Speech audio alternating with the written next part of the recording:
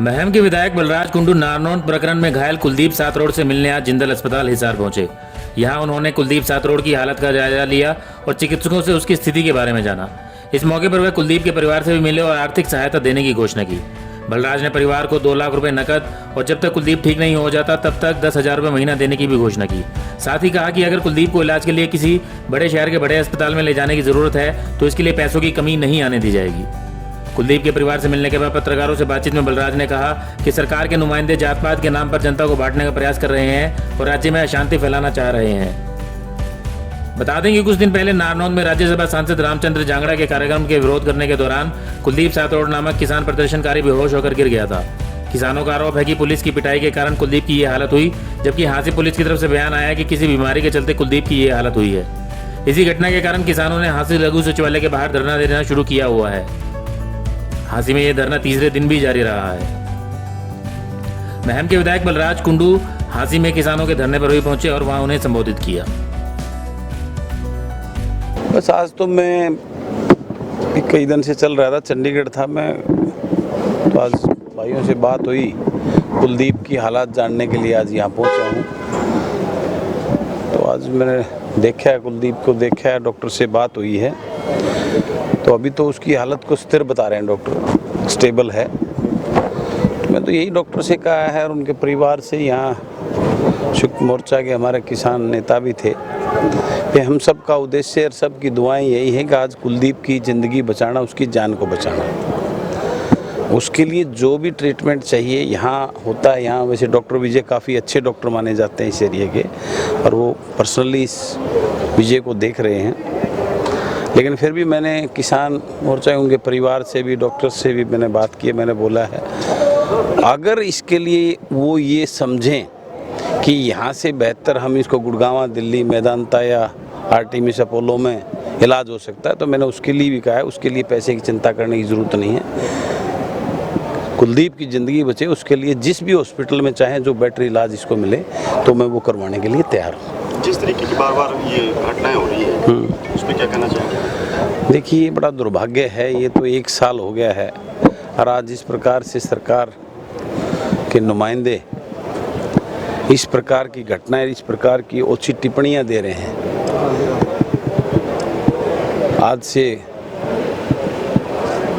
करीबन 5 साल पहले भी ऐसा ही हरियाणा प्रदेश को जलाने का काम किया था इन नेताओं की टिप्पणियों ने। सुने उसी प्रकार का माहौल दोबारा से ये आज के जो नए राजकुमार सैनी पैदा हुए हैं, 2 सांसद, ये उस पे जा रहे हैं। और इनकी असलियत को कौन नहीं जानता। इन्होंने हिंदुस्तान में मेरे ख्याल कोई पार्टी नहीं छोड़ी जिसकी डोमगिरी इन्होंने ना की हो। अब ये जो है ना, बीजेपी की डोमगिरी करके अपने नंबर बनाने के लिए, आकाओं को खुश करने के लिए इस प्रकार की अच्छी बातें कर रहे हैं। लेकिन इनको ये नहीं पता जिस प्रकार से आज उस राजकुमार सैनी को आप देखते हैं कि वो प्रदेश में लुप्त है, कहीं उसका कोई वो नहीं है। आने वाले समय में जनता इनका एक एक हिसाब लेकर इनका भी जो ना वजूद खत्म करने का काम करेंगे। पूर्व मंत्री मनीष ग्रोवर को लेकर के भी ये घटना सामने आई थी। माफी मांगने का एक बार जिक्र आया, बाद में उन्होंने कहा माफी मैं नहीं मांग के आया था, राम रमी की थी, सिर्फ मंदिर में विवाद हुआ। देखिए, मैं उस आदमी का मैं उस काबिल ही नहीं समझता हूँ। अभी उसके ऊपर मैं कोई टिप्पणी, वो जनता के द्वारा नकारा हुआ इंसान है। वो इतना बड़ा होता तो उसको जनता जिताकर दोबारा से विधानसभा में भेजती। तो उसका सर्टिफिकेट तो जनता 2019 के चुनाव में रोहतक के लोग पहले ही दे चुके हैं। और आज अपने को वो सशक्ति और परेशान आत्माएं हैं जो अपने आप को जिंदा रखने के लिए, हाईलाइट करने के लिए इस प्रकार की बातें करती हैं। तो मैं उस पर ज़्यादा कुछ ना बोलते। उसका तो असलियत आपको, उसका सर्टिफिकेट तो रोहतक के लोगों ने उसको 2019 में दे दिया था। लेकिन मैं आज की इसमें यही कहना चाहूँगा कि इस प्रकार की जो घटनाएं हो रही हैं, जो ये 5 तारीख को विश्वकर्मा जयंती के अवसर पर हुई, ये सरकार का रवैया है कि आज कुलदीप को चोट लगकर उसको गुमराह सरकार की तरफ से, पुलिस प्रशासन की तरह तरह की बातें करके इसको घुमाया जा रहा है इस केस को, जबकि सच्चाई जो है वो उसको सब जानते हैं। लेकिन ये जनता जनार्दन है और ये घूम के ये टाइम बाउंड के लिए जो ना एक फिक्स टाइम के लिए नेता चुने जाते हैं, उसके बाद दोबारा से उस जनता के दरबार में जाना पड़ता है। और ये बहुत जल्द 2 साल चलेंगे, 3 साल भी निकल जाएंगे। और इनका एक एक चीज़ का हिसाब इस प्रदेश के लोग, यहाँ का व्यापारी, कर्मचारी मजदूर और कमेरा वर्ग, इन सारी जातियों का हिसाब लेने का काम करेगा। आने वाला समय बताएगा। ऐलनाबाद चुनाव को किस तरीके से आप देखते हैं? कैसे वहाँ सरकार के मंत्रियों के द्वारा बयानबाजी करके जातीय ध्रुवीकरण किया गया? देखिए, वो वहाँ पे आपको सबको पता है कि जिस प्रकार से सत्ता का दुरुपयोग करके और धन बल के साथ में वो चुनाव हुआ है, वो सबके सामने है। और मेरा तो उसमें दृष्टिकोण पहले भी और था, आज भी और है और आगे भी और रहेगा। सर, इनिशियली कुलदीप की चोट भाई को ये- लेकर के जो है एसपी हाँसी निकिता ने जो एक बयान दिया था वो भी काफ़ी वायरल हुआ था। बाद में फिर उन्होंने इस चीज़ के लिए देखिए, निकिता को मैं यही कहूँगा, वो एक आईपीएस अधिकारी, बहुत बड़ा पद होता है, जी, और निकिता को एक एक शब्द सोच समझ कर तोल के बोलना चाहिए। और मैं तो उसको ये भी बताना चाहूँगा, उसका ज़मीर अगर जाग जाए तो हमारी उस बहन का, कि वो उसी शायद किसान के घर में पैदा हुई है, अगर उसके अंदर उस मिट्टी की खुशबू जरा सी बची है तो वो सोच के विवेक से जो ना चिंतन जरूर करे कि उसने क्या बोला था और क्या वो न्याय कर रही है अपने पद के साथ और उस किसान के साथ में जो अपने हक के लिए, अपने पेट की लड़ाई के लिए सड़कों पे बैठे हैं। सर, इसी प्रकरण में राज्यसभा सांसद झांगड़ा साहब की गाड़ी के शीशे भी तोड़े गए, तो उस बारे में आप क्या कहना चाहेंगे? किसने तोड़े? मैं तो कहता हूँ ये सब पाखंडी खुद करते हैं इस टाइप का ड्रामा। उसकी वीडियो कहाँ है? किसने तोड़े? तो पुलिस जो है ना, वहाँ मीडिया जो उन्होंने रिकॉर्डिंग करी वो देना सामने, जनता के, पब्लिक के सामने, देश और प्रदेश के सामने, चैनल आप मीडिया के साथियों के माध्यम से दिखाएं ना किसने तोड़े।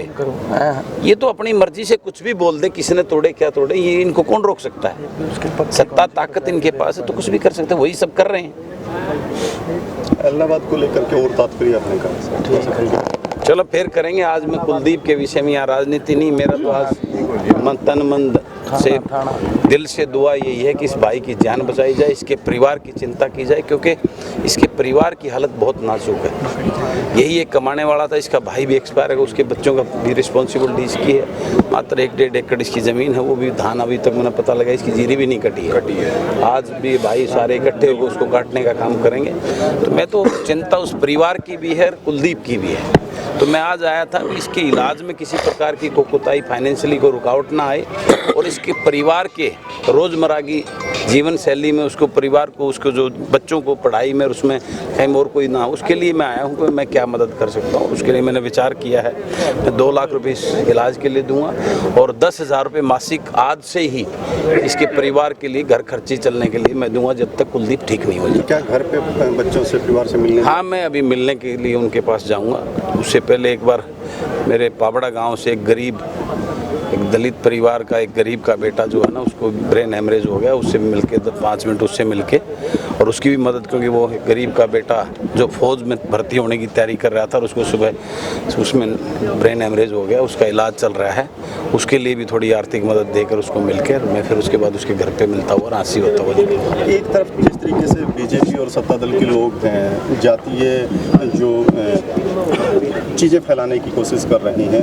उसी तरीके से दूसरा ये एग्जाम्पल आपने जिक्र किया पाबड़ा के युवक का, जो फौज में भर्ती होना चाहता था जी, गाम राम, जिसकी कोई जाति और धर्म नहीं होती, वो मिलकर के इस तरीके से आगे आ रहे हैं। 10 लाख रुपए से ज़्यादा इकट्ठा हुआ है। किस तरीके से समाज क्या उनके बयानबाजी में जाएगा, या आपको लगता है कि नहीं, देखिए, ये जो कल्चर हमारा वो बदल नहीं पाएगा? ये एक दिन आने वाली नई पीढ़ी इस बात को निश्चित रूप से समझेगी। जो ये जात पात के नाम पर वोट बटोरने जा जाते हैं, लेकिन उस गरीब के घर में जब कोई कठिनाई आती, कोई दिक्कत आई, तो कोई हारी बीमारी या और कोई आती है, तो ये जाति के नाम पर वोट लेने वाले उसके घर पे मदद करने के नहीं पहुंचते। ये चीज़ें एक दिन उनके आने वाली पीढ़ी के बिल्कुल पक्का समझ में आएगी। ब्यूरो रिपोर्ट, नई ताज़ा न्यूज़, हिसार। लेटेस्ट वीडियोस के लिए सब्सक्राइब करें हमारा चैनल नई ताज़ा न्यूज़ और दबाएं बेल आइकॉन ताकि आप मिस ना करें कोई भी अपडेट।